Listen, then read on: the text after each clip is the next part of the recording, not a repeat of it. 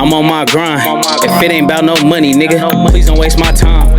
Ballin' like I'm Jordan, they wanna take me out my prime. Finally got my turn, I told them niggas wait in line. Welcome to Views from the Lake podcast. It's Lil Dave got it. And who we viewing today? Jazek. For the people that don't know you, you have an interesting backstory. Let's start from the beginning. So you was born in KC? And you grew up on 12th Street. Okay, and what year was that? I was born in 1974. I stayed down there back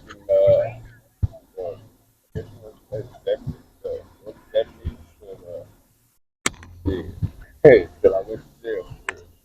And what can you tell us about the early 70s in Kansas City? I know you grew up probably about the 80s, was your teenage years. Tell us. The 90s was? Late 80s, early 90s. So what do you remember as early in your childhood, core memory you remember growing up? I used to have fun right there. We played baseball like everything. I grew up on sports, so that was a big thing growing up. A lot of kids out there. I played fresh out there. So that's what we did growing up. Baseball was our thing down there. Did you have any siblings? Yeah. I grew up in my grandmother's household with my aunts and uncles. But I got a sister, an older sister. I have, like, hold on. It's you know how your mom and pop has different kids. Mm-hmm. Like, my sister is from my pop. I have brothers. I have 4 brothers. I got 1 older brother, 2 younger brothers. She's older by my mother. My oldest brother, that's my stepbrother, but I grew up with him, like, man, the same type bed type shit. And that was my little man, husband. Got you. And what could you tell me about your parents around that age in your younger days when you about a child? I grew up with my grandma. Uh-huh. I didn't know my pops. Uh-huh. I knew him, but I didn't know him. I knew him from people in the family. My mom, she had to go stay with his mother. And I was a baby all the way to the age of about 9. And that's when, so you know, as a little boy, you always want to go stay with your mom. She stayed in my life. She was always around. It was just I stayed with my grandmother. Mm-hmm. So my mama came and got it. I was around 8, 9, 10, so around there. That's why. Yeah. So what elementary school did you go to as a kid?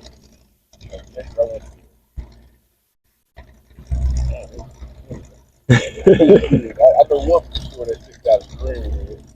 Greenwood? Yeah. And what makes Greenwood stick out? That's where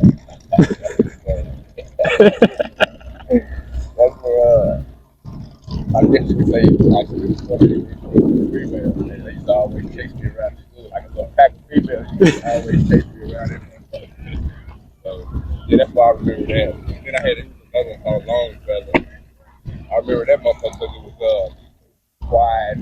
My mom and them like it was quiet off with What was that located at? I don't know if located over there, man. I want to say, you know, where this ain't where it's actually at, but I know we stayed on like 31st and Grand way back in the day. Mm. It's over in that area somewhere. And I used to walk to school. Mm. Yeah, man, that was. Okay, do you remember middle school? What middle school did you go to? I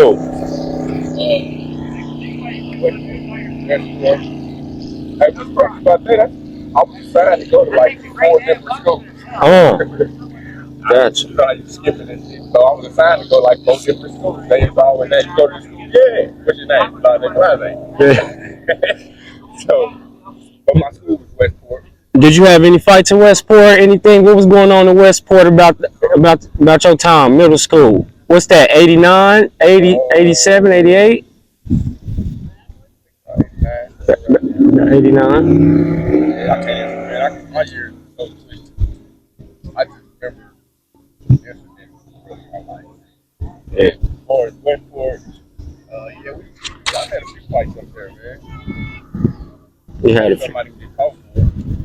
But I had a fight that really sticks out to me one day, man, where a dude, I ain't gonna say no name, nobody, but I'm thinking I'm the shit up in this motherfucker, right? I got my older brother go there, I got cousins, and I got partners, so don't nobody fuck with me. I'm the young one out of everybody. So this one particular day, I'm with me and one of my partners and shit, and I was trying to catch up with this dude for long. He's kind of bigger than me with him. So I run up on him, hey bro, this dude, this nigga gets to hit me in my ear. Stop hitting me in my ear. And I couldn't get it. But and my partner, the nigga that did him. I ain't gonna say he knows who he is, but I ain't gonna say his name. That's great. No, that's great. So since you went to Westport Middle, did you go to Westport High as well, or did you attend different high school? Like that first year after that, man, like, So how was you making money back then? Did you have a job or? no, I had a job, man. Selling drugs, killing, hustling, whatever. So, I think, And who was some guys you was running with back then? Who was around you? I'm in growth.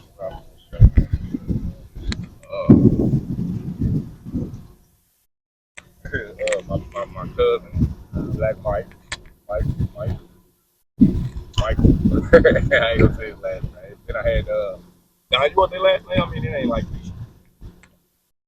It's up to you. Whatever you want to do, man. They gonna see this. I hang around the couple.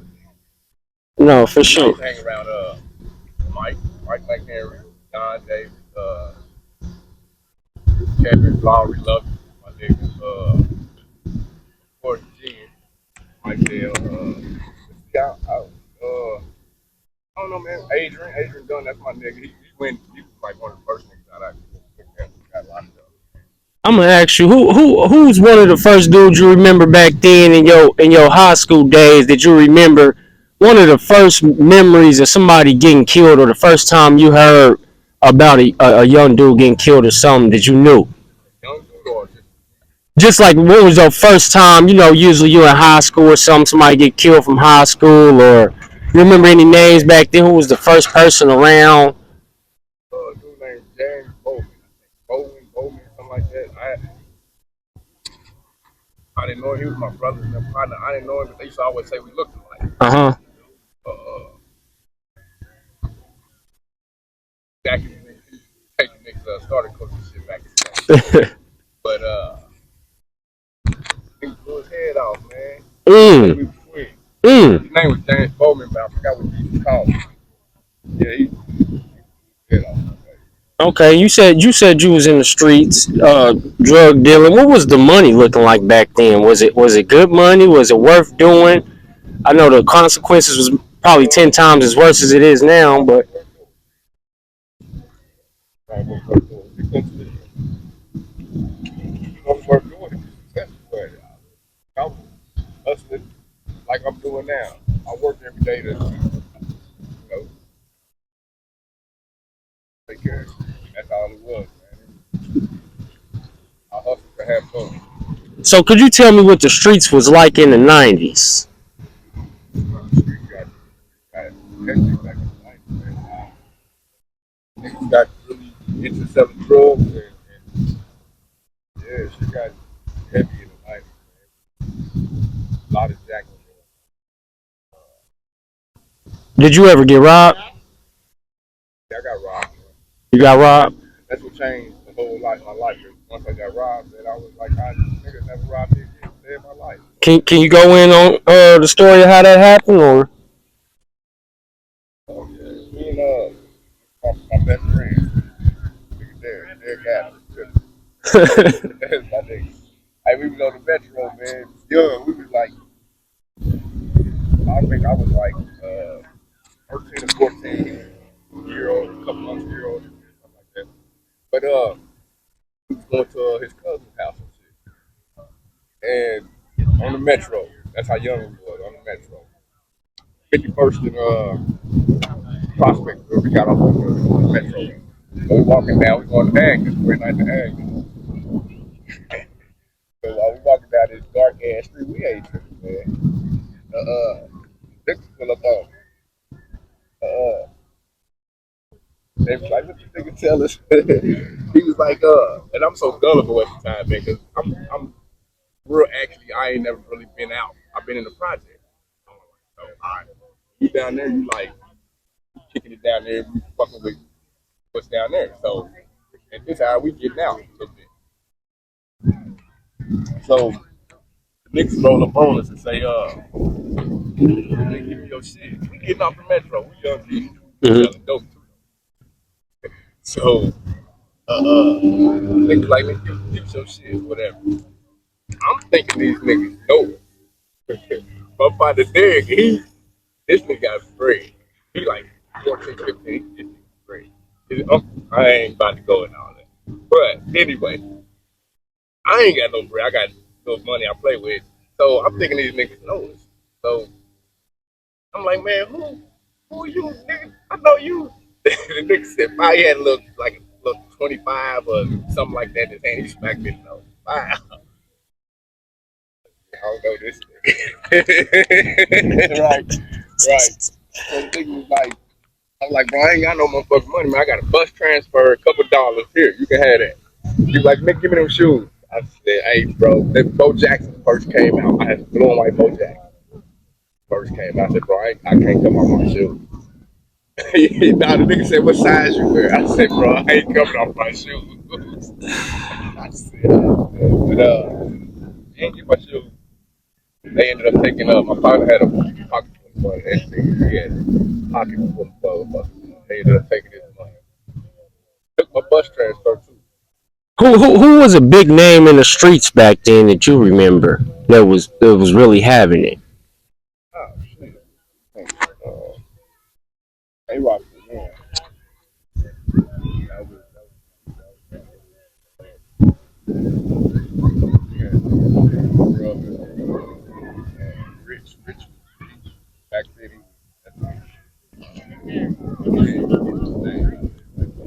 How was the police back then? Nigga, hey, it's always. You know, always. I mean, because you was in the street, so did they fuck with me? Uh, I had a few run in. Can you tell us a crazy police story that you had? Yeah. Uh, down there on at Woodland School, like right there on uh, one of Woodland, and the raining one day. I used to smoke with, and my partner loved me, and I had another partner named Bonzo, black ass Bonzo, my nigga. Anyway, we was just raining outside, shit. Me and Bonzo, we get high as motherfucker, and somehow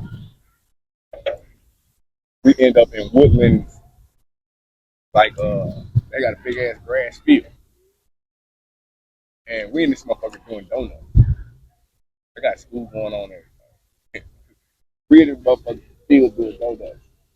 Police roll up, and somehow we so motherfucking high. Me and Fonzo, we ended up fighting with the police and shit. Don't know why, don't know how.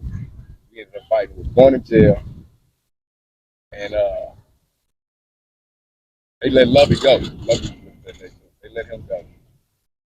Me and Fonzo go to jail, strip his asshole naked, throw us in the back of in the back of the city jail. Made it through 20 hours and sober up and shit. Luckily, they didn't bring no charges up on us. None of that. Yeah, that was funny. What age did you have your first child? How old was I? 17. And how was that at that time? Uh, but let me clarify. It was I thought it was my child. I claimed it was my child, but What you mean? How was it at that time? What was it? Was it harder to do? Was you hustling more? Did it change your perspective of life? Did it make you do move different? Uh, yeah, it made me want to get some more bread. Made me want to get some more bread. I mean, I really,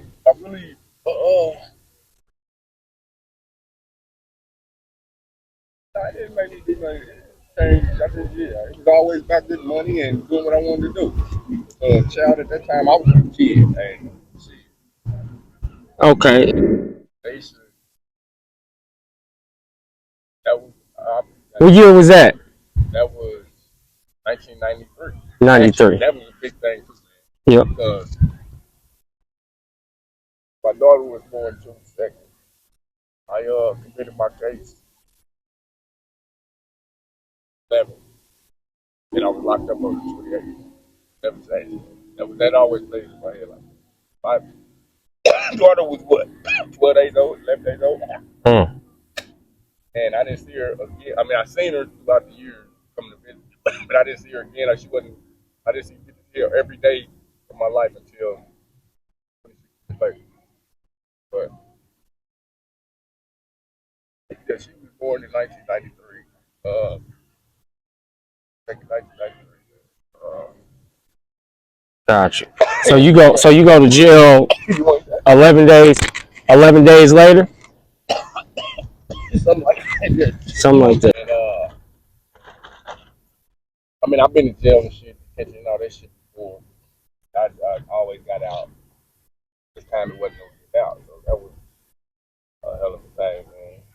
My life that I had. Yeah. Okay, so how long did they tell you was ostensibly getting, or did you just go to court and the judge say, "Hey, you're getting X amount of time," and that was it, or did you have multiple court dates in and out trying to figure things out? No, it was, it always starts out with the process. Uh, Started out with life sentence.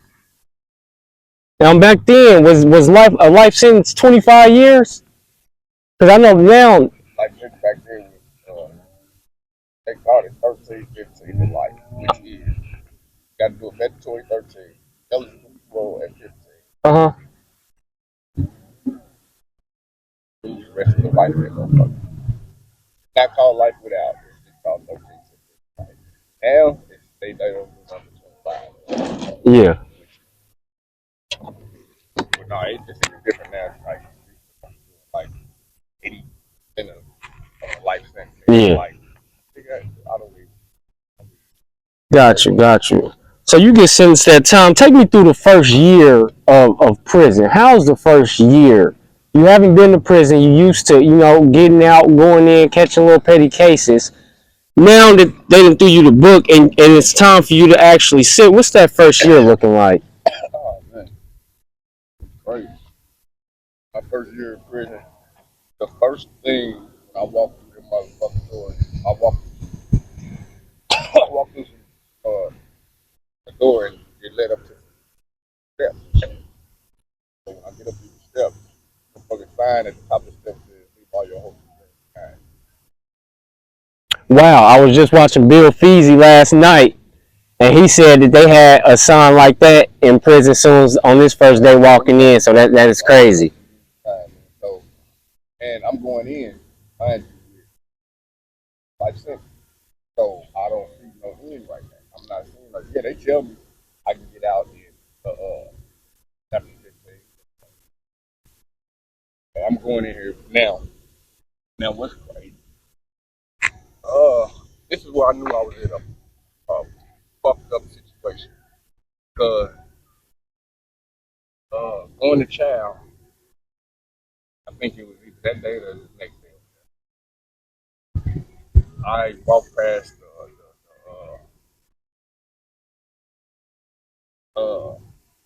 I walked past the chapel, and bro, it was the first gay shit I've seen in my fucking life, man. These motherfuckers got married.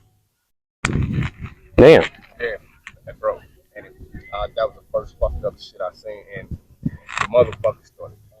Bro, I was fucking up for the rest of my motherfucking life. I said, where the fuck do they got me at, man? Because growing up, nigga, it's okay, man. I don't know. The fuck on. But yeah, that was a hell of a thing, man. So how was you maintaining? Was you working out, reading? Was you a trustee? I did a little bit of everything. Like, of course, I worked. Gotta work to get out that motherfucking self. Cause I was in 23. 23. I was locked down 23 hours a day. So the only way to get out was either went to school or you worked. I went to school first, got my GED. And we should go. Mm. And Damn, yeah, you got a bunch of them on you. Yeah, you got it all over your hands. I don't know where they just came from. They wasn't there at first. All right, we good. We got about 10 minutes left. what was I? Yeah. So now I said, how was you maintaining? Working out. Was you a trustee or? Yeah, like I was saying, I was locked down 23 hours a day. So in order for you to get out the cell, you had to either work or go to school. So like I said, I got my GED, went to school, got my GED. Once I did that, I had to get a job. So yeah, I worked. Then I was still on my bullshit. Like, hell, once it changed, but it didn't change me till over time. When I went in, I went in with the same mentality as I was on the street. I went in robbing niggas, stealing from niggas, gambling, smoking, doing the same thing, just not fucking. So, So what? Tell me a average day in prison. What was the average day in prison like? I mean, so, but you were this motherfucker and you surviving. So, surviving comes with you never know what's going on. So you got to keep that mentality. You got to keep you living every day with your guard up. And that's a hell of a way to live, to have to live with your guard up every day. So it ain't no really. Now I can give a political answer and tell you what I did every day, like what I would tell the parole board or somebody like that. I can give you that answer. And what would that sound like? And nigga, that would be. I woke up, morning, brushed my teeth, got ready for work, read my Bible a little bit, did me some push-ups. By that time, they popped my door, so I go to the bubble, see if I have any passes throughout the day. And once I see what I have to do, then I go to work. I probably stay at work majority of the day.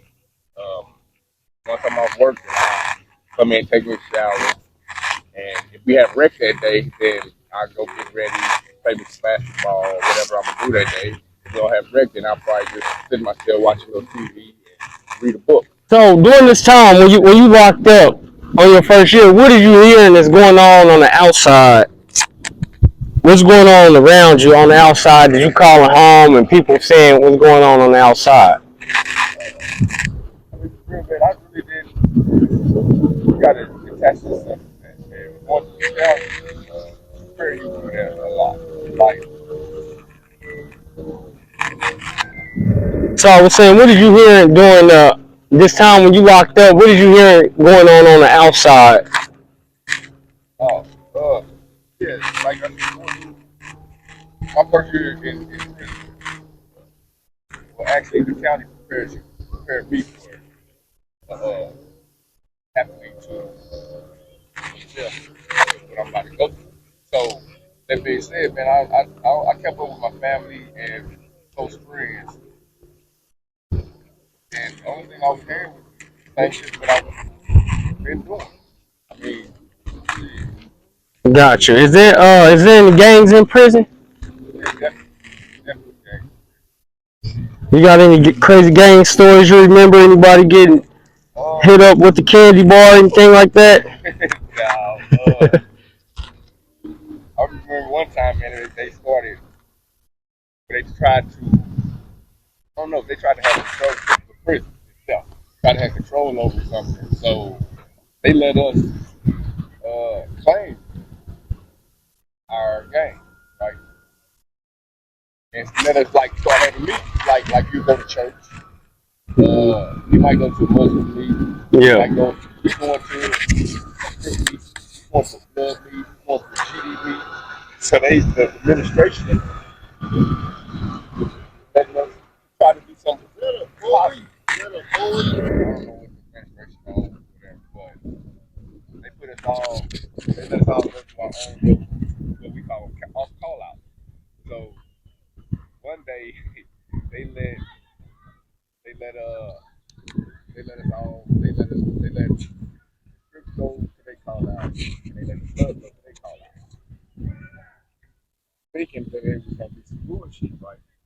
Some bullshit, but uh it wasn't like we plotted it or nothing, none of that. It's just niggas in prison. So we all go to our meeting, last about an hour, they give us 45 minutes to an hour. We gonna do the thing we gonna say. So of course we know the room and shit is white and shit. Ain't no like I said, ain't nothing planned, nothing. It's just man, it's just I guess normal on their end. And also notorious for police in the ass. I mean, a lot of prisons. And so one day we get out of a meeting and uh, when everybody going back to their cell and the police said something to one of the oh man, that triggered a whole riot. A whole riot. Like the police beating their ass, bro, for at least 30 minutes. Damn. Man. And it started from a motherfucker coming from all the way in the back of the crowd with crush. Just smashing on the police over the head like wow. And once he did that, once he did that, man, oh, It was on. Okay. What was one of the roughest days you remember in prison that you had yourself? my mama passed, bro. They don't hunt. I live my mama passed. That was the man motherfucker. First thing, first thing that came to my mind, like what I'm doing, what I'm about. My rock, my back in that motherfucker. So after you go through that, man, like I stopped. I stopped. God, everything. That was crazy. Okay. And then Got me back on track with that. gotcha. And you get married while you were in prison? Is that correct? You get married? What year is that? Damn. 2018. 2018. Okay. So when you get the news that on December 18th, 2019, you're gonna be released, what's going through your head? Actually, man,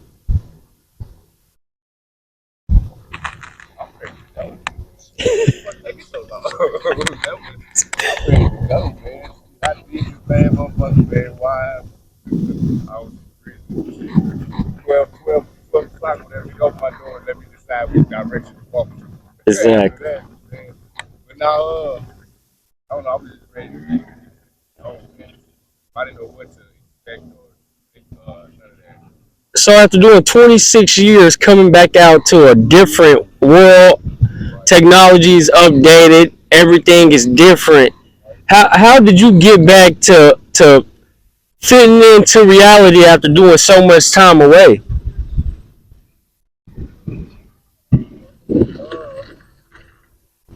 Got a lot of like, family. Man, you gotta come to that. It's just not going to be not normal. Gotta grow up. Got you. Got you. And you had an older brother Mitchell, aka Fuzzy. Could you tell us something about Fuzzy?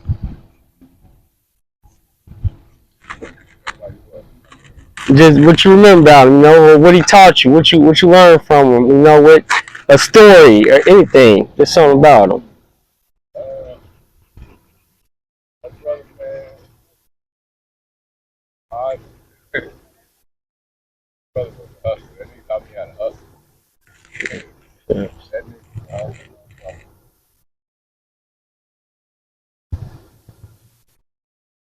he taught me actually how to.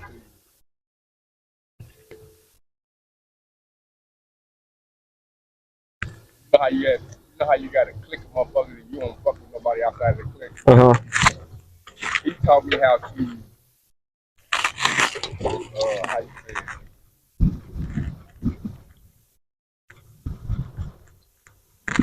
like communicate with other people, because I didn't like. Yeah, if I didn't fuck with you, then I didn't say nothing to you. Like, I probably gave you some type of mug or something. But he taught me how to everybody ain't how to get you. You know what I mean? Gotcha. So on February 14th, 2023, you get the call that he has passed. What's going through your head? How are you feeling?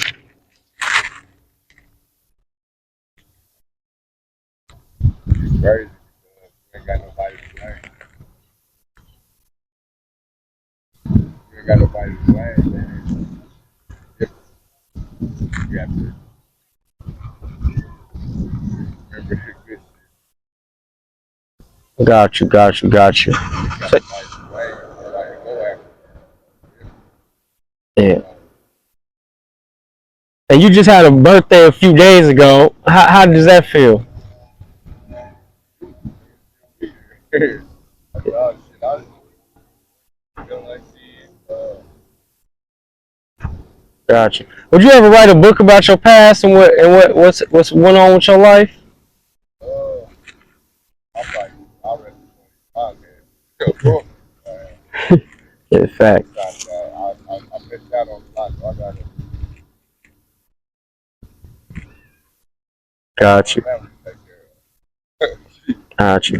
What could you say to that young guy that was possibly living that life that you left from? A young guy today that's living that life that you left from, that you did 26 years on. What could you say to that young dude that you see going down that wrong road? Man, you gotta let him know that you got choices. And you can make them. Like, don't just think of it. You like, make them make those choices. You don't have to be stuck. You don't have to do what everybody else is doing. You can hang around your friends and all of that. You don't have to do that. You have a choice, man. Like, I felt like me growing up, I know I had a choice, but I didn't. Like, I wanted to do the easy shit. But Got you. Well, I appreciate your time, presence, and patience. It's been another podcast at the Views from the Lake. Who did we have on today? JJ, And we're gonna drop his Cash App in the bio. Anybody just want to do donations, man, to him. Hell of a story, just did 26 years. JJ, what's your Cash App? They didn't kill this Cash App. I'm gonna put mine in the bio. Y'all tap in, send donations. We appreciate y'all. Thanks. That if you my dog, I'm tryna put us in position to win. When shit get old, I grab my pole and I go fishing again.